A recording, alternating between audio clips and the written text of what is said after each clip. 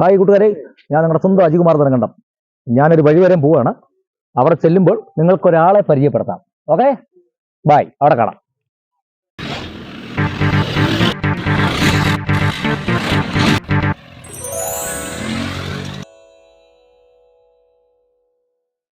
Hello guys, നമ്മളിപ്പോൾ സ്ഥലത്ത് എത്തിയിട്ടുണ്ട്. ഇതാണ് വീട്. നമുക്ക് ഇവിടെ ആളുണ്ടോയെന്ന് നോക്കാം. ഉണ്ടോ ഇല്ലെന്ന് എനിക്ക് അറിയത്തില്ല, എങ്കിലും നമുക്ക് ശ്രമിച്ചു നോക്കാം.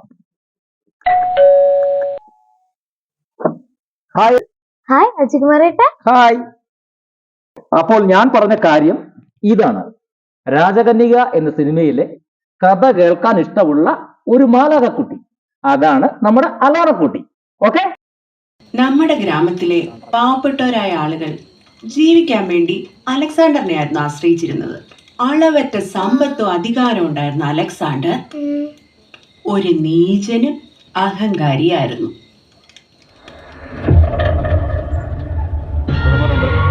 അപ്പൊ നമുക്ക് അലാറക്കുട്ടിയെ ഒന്ന് പരിചയപ്പെടുത്താം.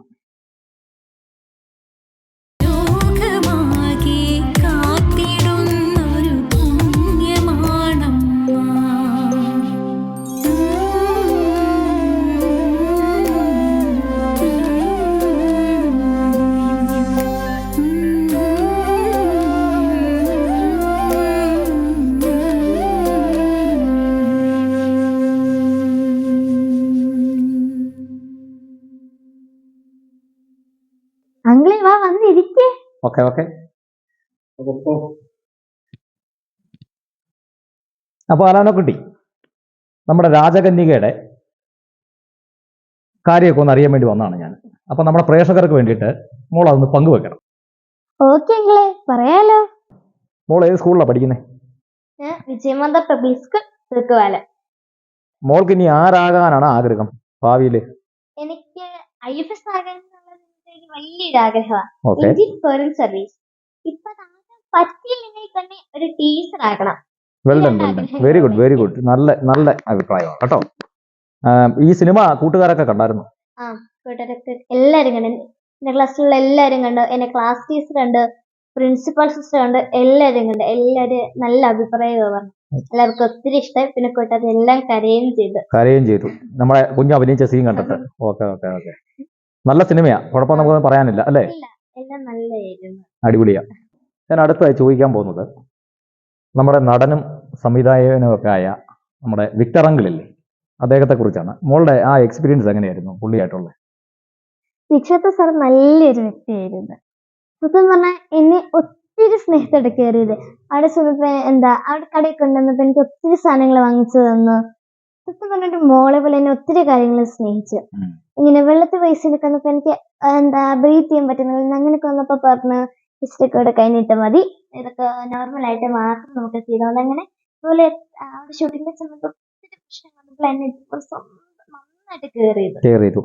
അപ്പൊ ഈ വെള്ളത്തിലൊക്കെ മുങ്ങിയപ്പോ നല്ല പ്രശ്നങ്ങൾ ഉണ്ടായി, ഒറിജിനാലിറ്റി ആയിരുന്നു അല്ലേ? അപ്പൊ അമ്മച്ചി എങ്ങനെ ഉണ്ടായിരുന്നു നമ്മുടെ?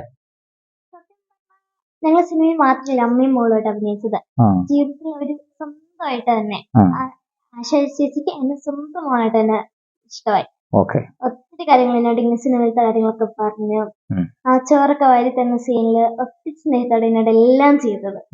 ഒത്തിരി താങ്ക്സ് ഉണ്ട് എല്ലാവർക്കും. ഓക്കെ കൂട്ടുകാരെ, രാജകന്യക എന്ന സിനിമയിലെ മികച്ച കഥാപാത്രം വേഷം ചെയ്ത നമ്മുടെ അലോണക്കുട്ടി താമസിക്കുന്നത് ഏഷ്യയിലെ തന്നെ മികച്ച ക്രൂശിത രൂപമുള്ള എഴുകുമ്പയിൽ എന്ന സ്ഥലത്താണ്.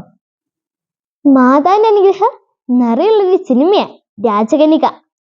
വെള്ളത്തിൽ പോയ സീനൊക്കെ വന്നപ്പം എനിക്ക് ശ്വാസം എടുക്കാൻ ബുദ്ധിമുട്ട്, കണ്ണ് തുറന്നു പിടിക്കാൻ വല്ലാത്തൊരു മുങ്ങിപ്പോയപ്പോ എനിക്ക് ശ്വാസം എടുക്കാൻ ബുദ്ധിമുട്ട് തോന്നി. അപ്പോഴും എനിക്ക് മാതാവിന്റെ സംരക്ഷണമാണ് ഏറെ കിട്ടിയത്.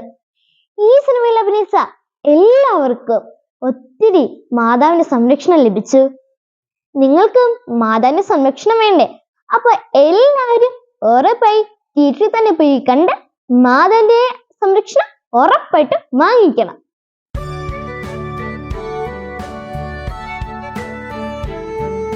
ഹായ് കൂട്ടുകാരെ, അപ്പൊ നമ്മുടെ അലോണക്കുട്ടിയെ കണ്ടല്ലോ. അലോണക്കുട്ടിയുടെ അമ്മ, അച്ഛൻ, ചേട്ടൻ, അമ്മുമ്മ എല്ലാവരും കണ്ടല്ലോ.